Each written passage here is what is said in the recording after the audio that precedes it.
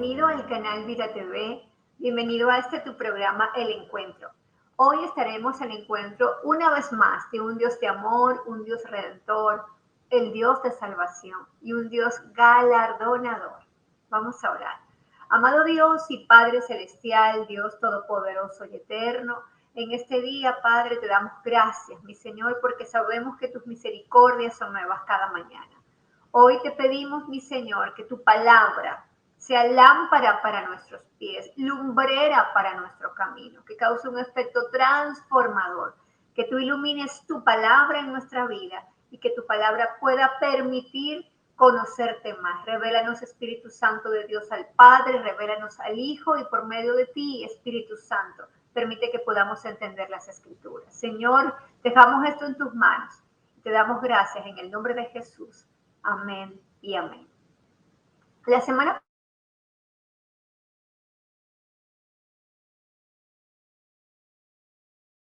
pasada, la palabra en el libro del profeta Isaías, en su capítulo 61, en su magistral descripción como voz de Dios en la tierra del profeta, hizo una descripción magistral del ministerio de nuestro Señor Jesucristo y lo que representa para nosotros como iglesia y lo que representa para la humanidad.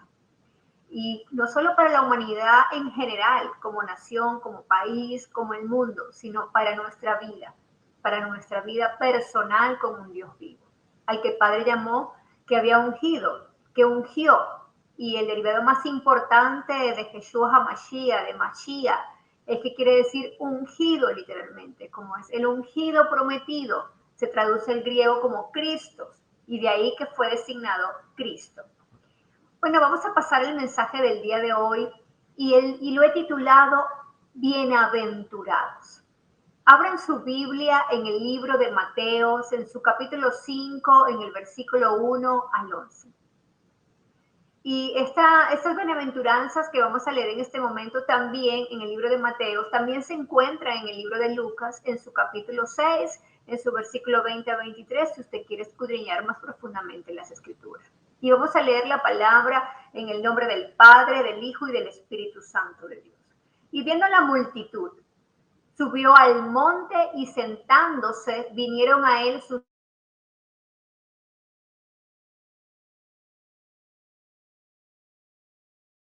discípulos. Su versículo 2 dice, y abriendo su boca les enseñaba, diciendo, bienaventurados los pobres en espíritu, porque de ellos es el reino de los cielos. Bienaventurados los que lloran, porque ellos recibirán consolación. Bienaventurados los mansos, porque ellos recibirán la heredad. Bienaventurados los que tienen hambre y sed de justicia, porque ellos serán saciados. Bienaventurados los misericordiosos, porque ellos alcanzarán misericordia. Bienaventurados los limpios de corazón, porque ellos verán a Dios. Bienaventurados los pacificadores, porque ellos serán llamados hijos de Dios. Bienaventurados los que padecen persecución por causa de la justicia, porque de ellos es el reino de los cielos. Y dice la palabra en su versículo 11, bienaventurados, sigue diciendo nuestro Señor Jesucristo, sois cuando por mi causa os vituperen y os persigan, diga toda clase de mal contra vosotros, mintiendo. Gozaos y alegraos, porque vuestro galardón es grande en los cielos, porque así persiguieron a los profetas que fueron antes de vosotros. Bendita la palabra del Señor. Cuando entramos al reino de Dios, deseamos parecernos más a aquellos que se llaman bienaventurados, ser más humildes, bienaventurados, más misericordiosos, tener más hambre y sed de justicia. Somos propensos a procurar esa paz y así queremos llegar a la estatura del varón perfecto que es nuestro Señor Jesucristo, porque nos hacemos seguidores de su palabra, seguidores de su carácter, seguidores de su naturaleza. Perseguimos como cristianos, como hijos de Dios, un carácter imperativo, moral, a la comprensión espiritual que se nos está abriendo sobre las bienaventuranzas que dice nuestro Señor Jesucristo. Y por eso que él estaba en el monte enseñando a sus discípulos ¿Cuál es la grandeza del carácter del cristiano o la grandeza de los hombres y mujeres que deseamos seguir a Cristo y que es el llamado de Dios para toda la humanidad? El Señor quiere que vivamos una vida piadosa y llena de bienaventuranza. Quiere llamarnos a usted y a mí bienaventurados. El Sermón del Monte empieza con las bienaventuranzas, 8 declaraciones que comienzan con la palabra bienaventurados. Esta palabra declara un estado de bendición. Bienaventurados prometen la felicidad celestial a los desposeídos de la tierra. Bienaventurado se puede traducir como feliz, dichoso, que califica al poseedor de la cualidad como un digno de felicidad. Bienaventurado, eres digno de felicidad. Este término proviene de la palabra hebrea rodilla. Qué interesante. Y algunos interpretan que precisamente el estar arrodillado se hace cuando se va a recibir una bendición. Y cuando estamos de rodillas, estamos siendo llamados bienaventurados y vamos a recibir bienaventuranzas de su palabra, rodilla.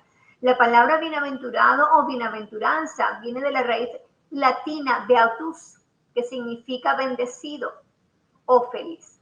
Bienaventurado según la Biblia es aquel que recibe o recibirá las bendiciones de Dios. Es aquella persona que alcanzará bienestar espiritual como recompensa por sus sacrificios, por su humildad, por su honestidad, por su paciencia, por su sufrimiento.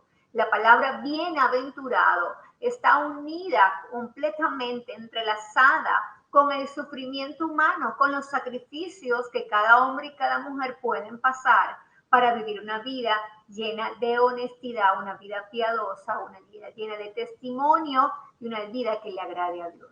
La palabra bienaventurados es un vocablo compuesto.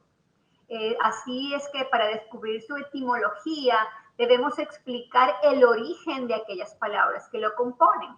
Bien proviene del latín bene y de bonus, que significa bueno.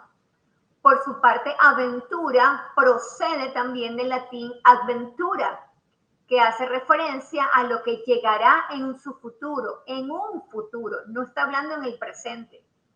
Y se relaciona también con la incertidumbre de lo que pasará. Y por último, el sufijo ado, que significa que recibe una acción. Viendo su etimología en completo, entonces notamos que bienaventurado es aquel que recibirá lo bueno que ha de llegar. En griego, la palabra que se traduce como bienaventurado es makarios, que significa grandemente bendecido. O sea, hay un ensanchamiento de esa bendición. En hebreo se usa la palabra echer, que se traduce como dichoso. Y es interesante cómo la dicha o la grandeza que Dios nos está prometiendo por medio de esta bienaventuranza viene unida con el sufrimiento y todos los padeceres que el hombre puede sufrir para llevar una vida llena de la gracia y el favor de Dios. Vamos a ver cómo Mateos en su capítulo 5, en sus versículos 1 y 2, comienza esta magistral enseñanza, nuestro Señor Jesucristo en el monte. Y dice que subió al monte y encontramos que se conoce como el Sermón del Monte, esta palabra. Y se le llama así por el lugar donde Jesús lo enseñó, un monte en los alrededores del mar de Galilea. En el Sermón del Monte, como es llamado, veremos que la dicha a la que se refiere Jesús, el Hijo de Dios, nuestro Señor Jesucristo, no depende de la suerte, ni la casualidad, ni las condiciones, más bien proviene de una búsqueda espiritual correcta, una perspectiva espiritual de lo que representa Jesucristo, tanto en el cielo, en la tierra, y aún podríamos decir que debajo de la tierra. Su naturaleza, lo que Él es una felicidad que viene como resultado de una vida ¿de qué? De justicia y de rectitud, y que solo podemos lograrla al lado de nuestro Señor Jesucristo, porque sabemos que la Biblia dice que no hay ninguno que sea bueno, que todos somos malos, pero estamos hablando de esa relación que tiene el hombre con Cristo, que le permite hacer buenas obras, que le permite cambiar el carácter, que le permite ser una mejor persona y que le permite parecerse a Él para recibir la bendición no solo de la vida eterna, sino de su padecimiento, y nos permite ser testimonio de cómo Él actuaría en algunas situaciones. Bienaventurados los pobres de espíritus, dice su versículo 3, porque de ellos es el reino de los cielos. A simple vista, esto podría sonar contradictorio, porque con el mensaje de la Biblia, ya que desde el principio a fin vemos y que es verdad que Dios desea bendición para su pueblo y prosperidad para su pueblo, y que es un Padre amoroso, que es un Padre que tiene sus brazos abiertos para darle el bien a sus hijos, es un Dios que también en Hebreos dice Dios Jireh, es decir, un Dios proveedor, es nuestro Abba, él podemos clamarle como papito, Él está lleno de bendición. Pero cuando vemos la palabra pobre reflejada en el versículo 3, vemos que pobre en su significado, en su definición literal, es una persona que no tiene lo necesario para vivir. También se podría definir, por lo tanto, como que en pobre en espíritu es aquel que reconoce que no tiene lo suficiente para vivir en el reino de Dios. Es un pobre de espíritu. Los pobres de espíritu son aquellos que aceptan con humildad, usted y yo, que nos permitimos ser conscientes de que somos imperfectos, de que somos pecadores. Y la Biblia dice que no hay uno justo. Lo dice en Romanos, en su capítulo 3, versículos 10 al 12. Ni aún uno, dice la Biblia. Dice, solo Jesucristo, Yeshua, HaMashiach, es perfecto. Él pagó el precio de nuestro pecado. Y solo creyendo en que podremos tener acceso al reino por medio de ¿quién? De nuestro Señor Jesucristo. Dichosos somos si reconocemos que necesitamos a Jesús, porque solo a través de Él podemos entrar al reino de Dios. En Apocalipsis encontramos el mejor ejemplo del peligro de creernos ricos sin necesidad de nada. La iglesia de la Odisea era rica materialmente, dice la palabra, y por eso se creían no tener necesidad. Se creían tan autosuficientes que habían dejado al Señor fuera de sus puertas. Lo dice en Apocalipsis, en su capítulo 3, en su versículo 20. Pero la realidad es que eran espiritualmente pobres, pobres de espíritu, había en la Odisea, ya que sin el Señor tenemos que saber y reconocer y con toda autoridad que no somos nada sin el Señor, no tenemos nada, que aún teniéndolo todo materialmente, si no tenemos al Señor, no tenemos nada. Y así paradójicamente podemos aplicarlo que aún sin tener nada, si tenemos al Señor, lo tenemos todo. Y mire qué interesante que dice la palabra en Apocalipsis, porque tú dices, yo soy rico, refiriéndose a la iglesia mencionada, y me he enriquecido, y de ninguna cosa tengo necesidad.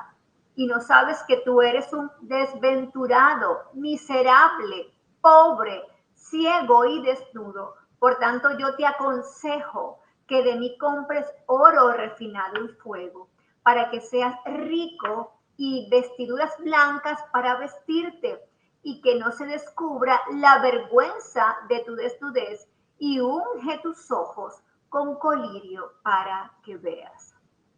Porque hay ceguera espiritual cuando creemos que teniendo todo lo material, toda riqueza, podemos creer que lo tenemos todo. Si el Señor ve nuestras vidas y puede tener la autoridad para decirnos que estamos pobres de espíritu, no tenemos nada. Tenemos que pedirle hoy a Dios que nos dé el colirio para hoy aplicárnoslo en nuestros ojos, para ver si realmente nosotros estamos viendo nuestra condición de manera correcta y si estamos realmente cubriendo nuestra vergüenza con la sangre de Cristo, con un principio de arrepentimiento, confesando nuestros pecados, arrepintiéndonos, pidiendo perdón, para tener unas vestiduras que cubran las vergüenzas del pecado y las vergüenzas de lo que realmente representamos en la tierra, en el cielo y aún debajo de la tierra, sin Cristo.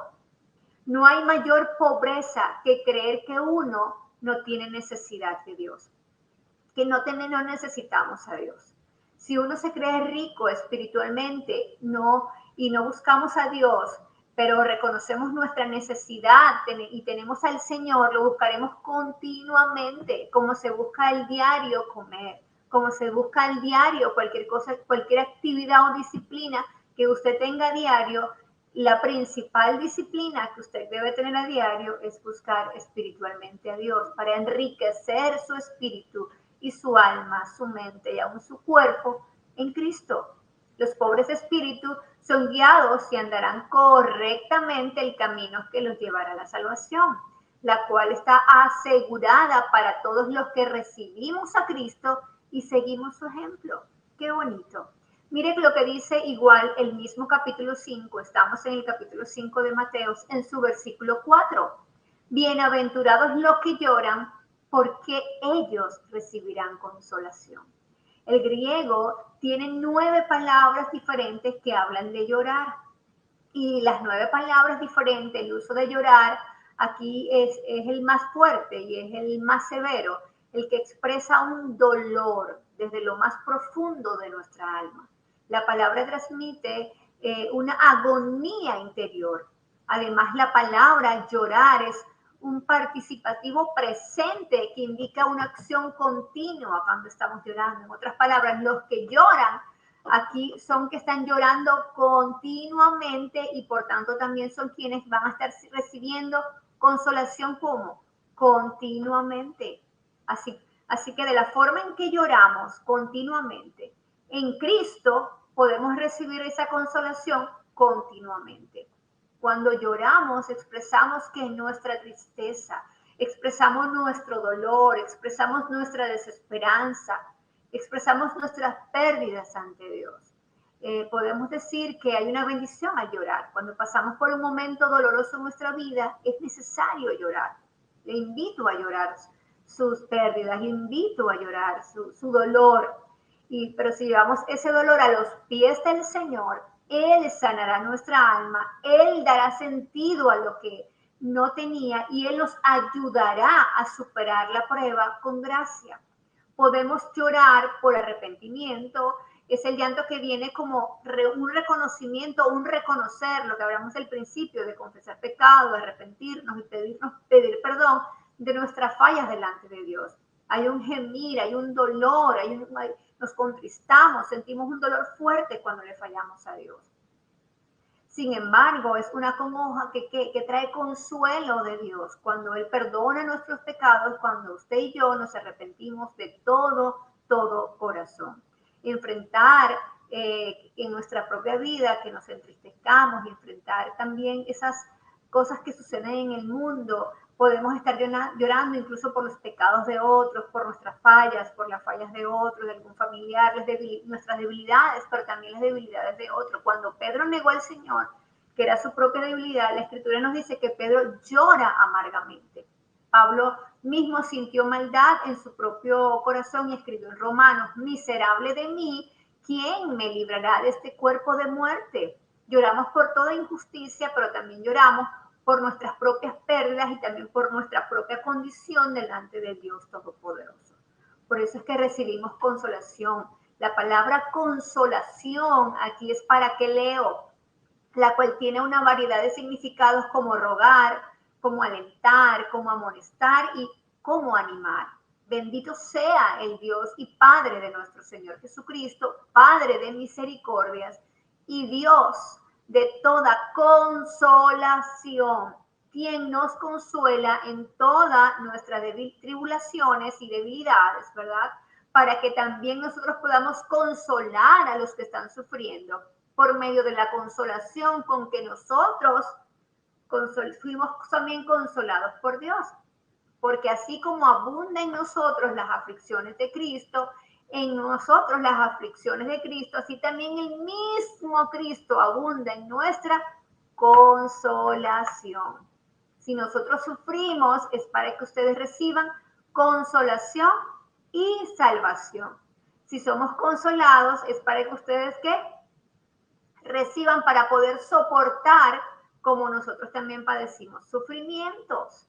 Es decir, que el que sufre y es consolado puede darles palabras de aliento a otros, diciéndoles: si yo pude salir de una condición de sufrimiento y fui consolado por Dios, busca a Dios, que en Él vas a conseguir consuelo en esa tristeza, en ese dolor y en ese llanto que tú estás teniendo en este momento. Y la invitación que te hago, el apóstol Pablo nos muestra que Dios es nuestro consolador y que esa misma consolación que Dios nos da es para que nosotros también consolemos a otros que estén sufriendo. Por eso es que damos de gracia de lo que gracia hemos recibido.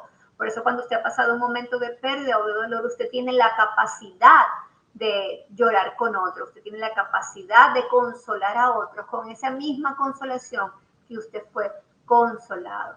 Pero además de que Dios mismo nos consuela en nuestras debilidades y tribulaciones, también nos consuela las promesas de Dios, nos levantan. Esas promesas nos dan consuelo. Vivimos en la tierra con las promesas que nos levantan consuelo a nuestras desesperanzas.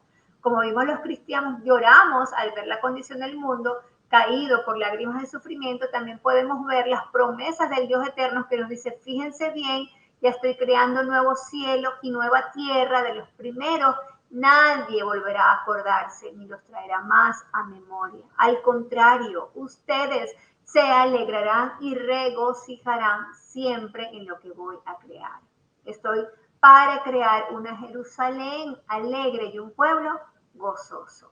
Qué lindo. Vi entonces, dice la palabra, un cielo nuevo y una tierra nueva, porque el primer cielo y la primera tierra habían dejado de existir y el mar tampoco existía más ya.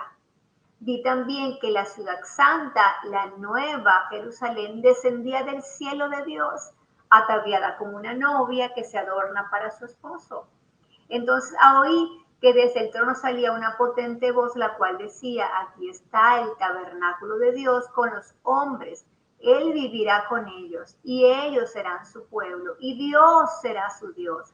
Dios enjugará las lágrimas de los ojos de ellos y ya no habrá muerte, ni más llanto, ni lamento, ni dolor, porque las primeras cosas habrán dejado de existir.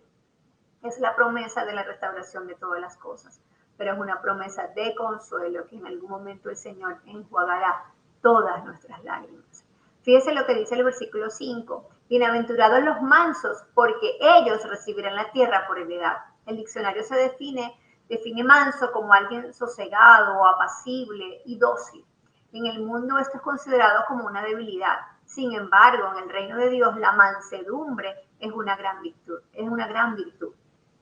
¿Y qué significa ser manso?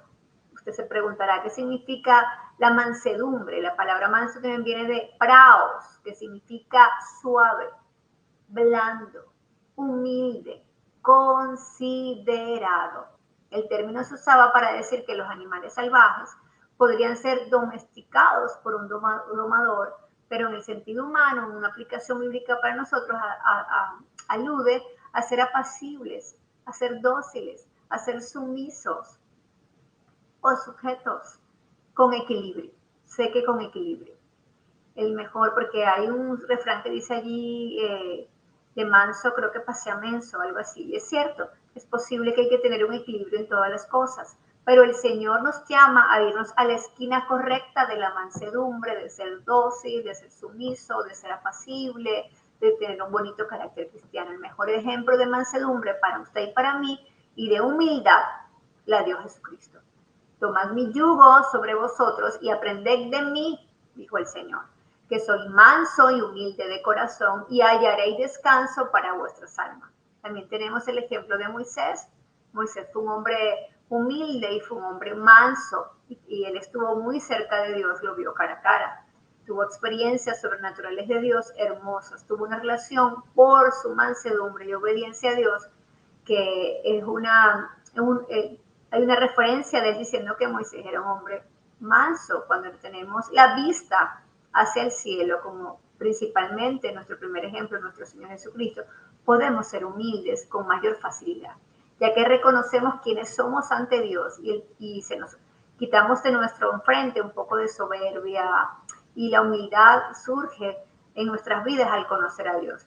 El alto y sublime nos lleva a ser más considerados, nos lleva a ser más humildes con las personas e incluso con nosotros mismos. La palabra en griego para humildad es praos. Esta misma palabra se usa en referencia a los caballos. Fíjense que ya habla de la misma referencia, que los animales necesitaban un domador. Bueno, aquí el ejemplo de la misma palabra praos es caballos que han sido domados y han aprendido a sujetarse a su amo. De una forma similar, queremos hoy colocar en contexto la humildad que se manifiesta en nuestra obediencia y en nuestra sumisión a Dios, tal como lo hizo Jesús, quien fue obediente hasta la muerte. mucho se cree que ser humilde es ser débil, pero se requiere más fuerza de voluntad, se requiere más práctica de humildad y obedecer a Dios que hacer lo que uno quiere o dejarse llevar por la gente. Creo que allí hay más debilidad y hay más fortaleza en ser humilde. Y fíjese que la promesa dice que los humildes poseerán la tierra. Cuando Jesús dijo que los mansos poseerían la tierra, los mansos y humildes de corazón, no es algo que él lo dijo y había traído referencia incluso a salmos anteriores en su aplicación. Porque en el Salmo 37 dice, porque los malignos serán destruidos, pero los que esperan en Jehová, ellos heredarán la tierra. Pues de aquí a poco no existirá el malo. Observarás su lugar y no estará allí, dice la palabra, pero los mansos heredarán la tierra y se recrearán con abundancia de paz.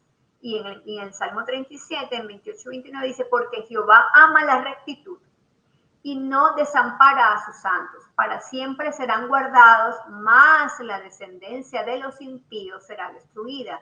Los justos heredarán la tierra y vivirán para siempre sobre ella. La mansedumbre y la humildad ante Dios nos lleva a la obediencia y la obediencia trae bendición. En su versículo 6 dice, bienaventurados los que tienen hambre y sed de justicia, porque ellos serán saciados. Figurativamente, tener hambre y sed de justicia es tener un deseo ferviente, desear intensamente, anhelar, añorar, querer. Hambre y sed es un deseo físico, no, intenso. Usted lo puede hacer su propia analogía, que nos lleva a buscar alimento, que nos lleva a buscar bebida para nuestro cuerpo que lo necesita.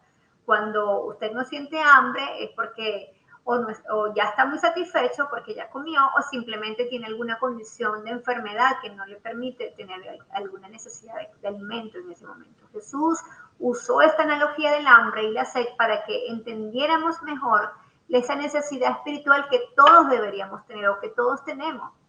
No todos deberíamos sentir que estamos satisfechos ya en todas las cosas, deberíamos tener hambre de Dios, sed de justicia de Él. En el Evangelio de Juan vemos un ejemplo de cómo Jesús daba prioridad al hambre espiritual que a la física. Mientras tanto, los discípulos rogaban diciéndole, Rabí, come. Pero Él les dijo, yo tengo para comer una comida que vosotros no sabéis. Los discípulos entonces se decían entre sí, ¿le habrán traído algo de comer? ¿O alguien le ha dado de comer? Y Jesús les dijo, mi comida es hacer la voluntad del que me envió y llevar a cabo su obra. Esa hambre de hacer la obra de Dios, esa sed de justicia. La sed de justicia no se relaciona con el deseo de venganza, no. En el reino de Dios, lo que es justo no lo determinan las cortes legales, no. La justicia en el reino de Dios es hacer las cosas como Dios quiere que le hagamos, las instrucciones que Dios nos ha dado. Así que tener hambre y sed de justicia significa que debemos perseguir la justicia. Entender esa cuarta bienaventuranza nos lleva a buscar lo que Jesús quiso con la palabra justicia. Es que el Señor quiere que en las relaciones, que hagamos las relaciones correctas con los que cometen faltas y absolverlos de sus culpas. La justicia viene de la mano de Dios, dejar todo en manos de Dios, perseguir la justicia, pero no la justicia de venganza, sino la justicia de Dios. Mas buscad primeramente el reino de Dios y su justicia, y todas estas cosas os serán añadidas. Qué lindo. Mira el versículo 7. Los bienaventurados los misericordiosos, porque ellos alcanzarán misericordia. En hebreo hay 3 palabras que se traducen como misericordia o compasión. Y las 3 palabras encontramos en Éxodo 34:6. Y pasando Jehová por delante de él, proclamó Jehová fuerte, misericordioso, que en hebreo es Rahum, y piadoso, en hebreo es Yanum, tardo para la ira y grande en misericordia, que en hebreo es Yesed y verdad. Rahum, que es la primera mencionada, lleno de compasión, como una madre que tiene compasión del hijo a quien tuvo en su vientre. Yanum, que es la otra palabra mencionada ahí, es extender gracia, que es un favor no merecido, como un padre que se inclina hacia su hijo cuando éste lo necesita y aunque haya fallado, le ofrece una nueva oportunidad. Y en Yesed, que también significa en hebreo bondad y piedad, porque ellos alcanzarán misericordia, especialmente ¿de quién? De Dios. Las misericordias de Dios son nuevas cada mañana. entonces debes tener cuidado de ser misericordioso también con los demás. Qué bonito lo que Dios nos pide, porque Dios quiere que podamos recibir su misericordia y que nosotros también podamos ser misericordiosos con aquellos que lo necesitan. En Mateo, igual en el capítulo 5, en el versículo 8, mire cómo dice, bienaventurados los de limpio de corazón, porque ellos verán a Dios. En el griego antiguo, la frase limpio de corazón tiene la idea de rectitud, de honestidad, de claridad. Como sabemos, si alguien tiene un corazón limpio, ¿cómo sabemos esto? Si solamente Dios puede escudriñar nuestro corazón y el corazón de los demás. Esto no se mide por las apariencias. Nosotros no podemos mostrarle a Dios un corazón limpio si no lo tenemos. Una persona puede parecer recta y justa a los ojos de los demás, pero el verdadero corazón limpio que Dios nos está pidiendo es aquel de la intimidad, el que Dios puede escudriñar y poder ser limpio delante de su altar. Había muchos fariseos que en su momento Dios los confrontó y no le agradó lo que había en su corazón, aún conociendo las escrituras. Esta bienaventuranza está bien conectada también con el Salmo 24, cuando Dios dijo, ¿quién subirá al monte de Jehová? ¿Y quién estará en su lugar santo? Cuando el salmista lo proclamó, el limpio de manos y puro de corazón, el que no ha elevado su alma a cosas vanas, ni ha jurado con engaño, él recibirá bendición de Jehová y justicia del Dios de salvación. Tal es la generación de los que le buscan su rostro, oh Dios de Jacob. Si en nosotros encontramos engaño, hipocresía, doble ánimo, nuestro corazón no está puro porque lo dice la palabra.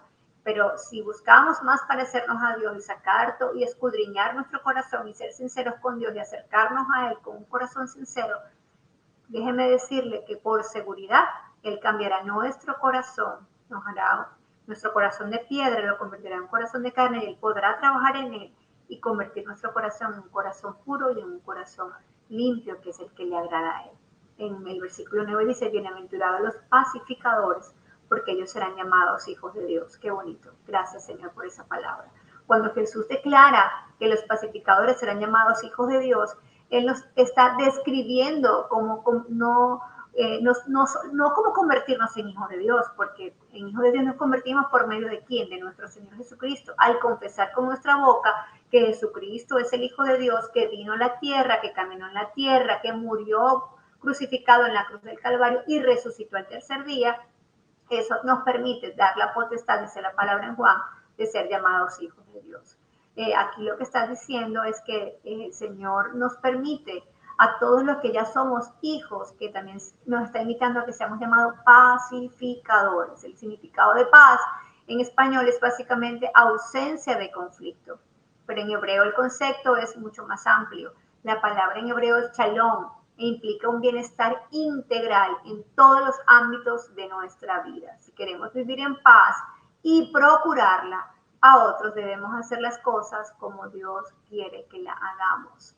Mucha paz tiene más significado en nuestra vida, tener abundancia de paz que cualquier cosa. La paz es algo demasiado lindo en nuestra vida, vivir una vida en paz, tener la gracia, el favor, esa paz sobrenatural que Dios nos puede llenar, y eso nos permite ser pacificadores, lejos de los conflictos, lejos de lo que Dios, procurando la paz en todo tiempo, y seremos llamados hijos de Dios, actuar como Él actuaría en cada situación. Y en el versículo 10 dice, bienaventurados los que padecen persecución, porque de ellos es el reino de los cielos. Significa sufrir persecución por procurar, aquí la está llevando específicamente cuando procuramos vivir bajo los mandamientos de Dios. Qué lindo que cuando recibimos persecución es cuando estamos haciendo las cosas bien. Es como el refrán que dicen que al árbol que tiene fruto es el que le lanzan piedras.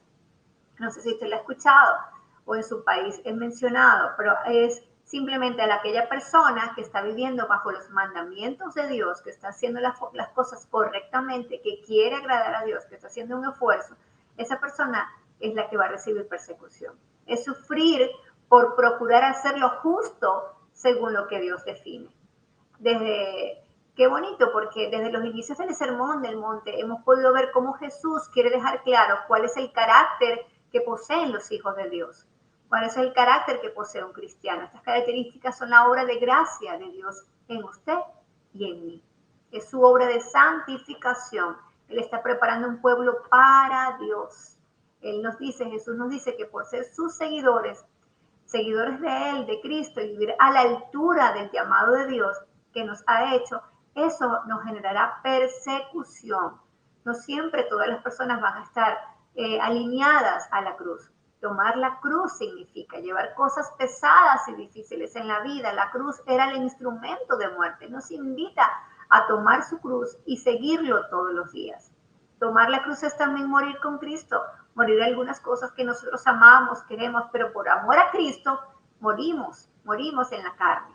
Siempre debemos defender lo que es correcto, incluso si eso significa que seamos perseguidos. Y en sus versículos 11 y 12 dice, bienaventurados sois cuando por mi causa os vituperen y os persigan y digan toda clase de mal contra vosotros mintiendo. Gozaos y alegraos, porque vuestro galardón es grande en los cielos, porque así persiguieron a los profetas que fueron antes de vosotros.